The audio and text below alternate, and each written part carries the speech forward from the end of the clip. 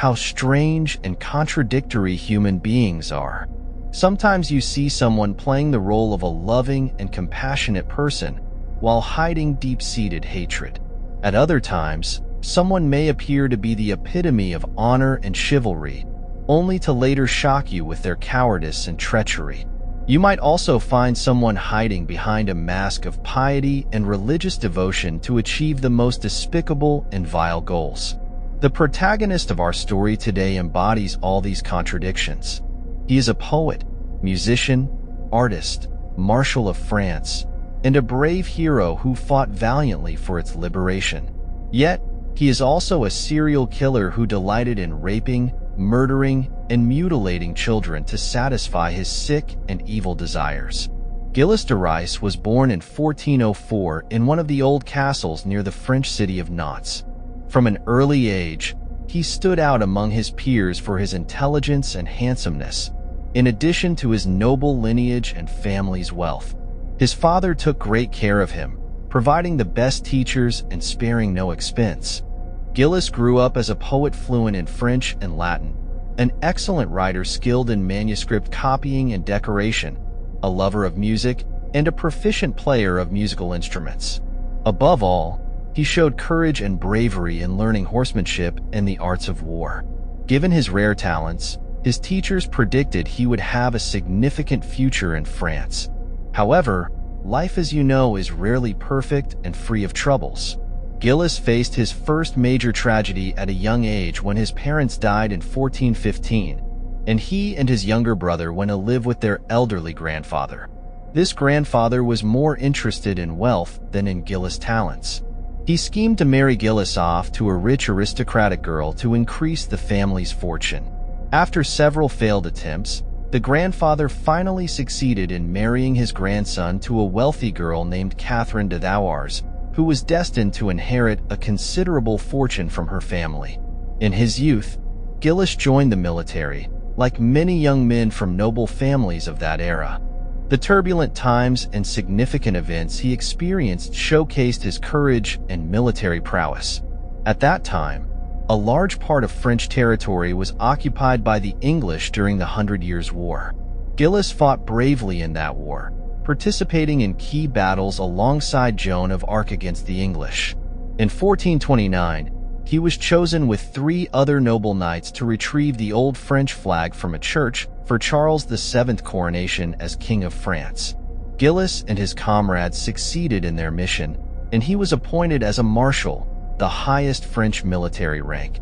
After his grandfather's death in 1432, Gilles withdrew from military life and returned to his castle to pursue his many hobbies, with theater being one of his favorites.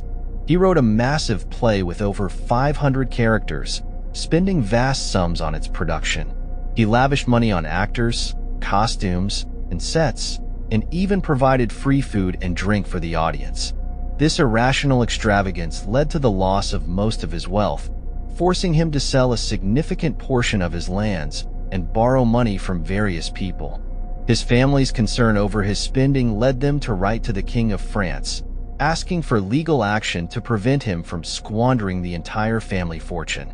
The king issued a royal decree forbidding all French citizens from engaging in any commercial transactions with Gilles, leading to his rapid bankruptcy as creditors demanded repayment.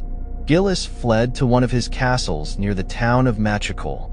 There, he met an eccentric man named Francesco Prelati, who convinced him that he could restore his wealth through magic and sorcery. Prelati told him that it required killing children to offer them as human sacrifices to a demon named Baron. Thus began the horrific crimes of Gilles, with his first victim being a 12-year-old boy who entered Gilles' castle and was never seen again. For many years, Gilles de Rais, the noble and wealthy Frenchman, continued to commit his heinous crimes with the help of 2 of his servants, Henri and Petou. As the number of victims increased, so did the rumors and whispers about the children who would disappear after visiting Gilles' castle, often for alms or food. The majority of the victims were young boys, with some being as young as 6 years old. Despite many parents suspecting that Gilles was behind their children's disappearance, no one dared to accuse him openly due to his powerful social status. However, In 1440, an incident occurred that led to the rumors and whispers turning into an open accusation. Gilles had a fight with a priest and attacked him, which led the church to launch an investigation into the rumors surrounding Gilles.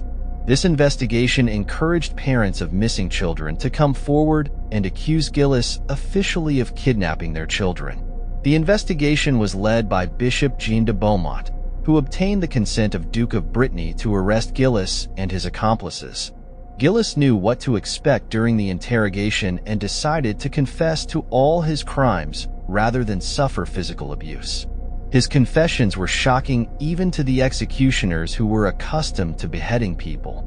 Gilles confessed to luring young boys between 6 and 16 years into his castle with promises of fine clothes and feasts.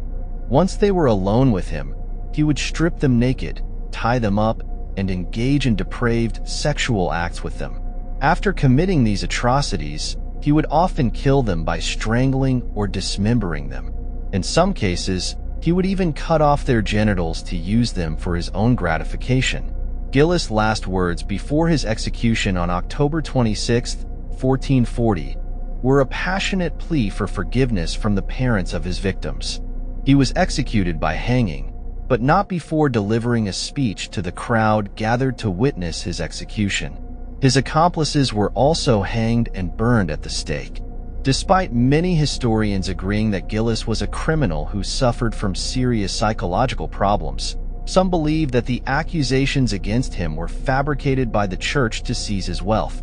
However, this theory is not supported by the fact that the church did not stand to gain anything from Gilles' possessions, which were typically confiscated by the state or local authorities. While it is difficult to determine the exact number of victims of Gilles' crimes, historians estimate that it may have been between 100 and 800, and the majority of his victims were young boys who met their fate over a period of 10 years.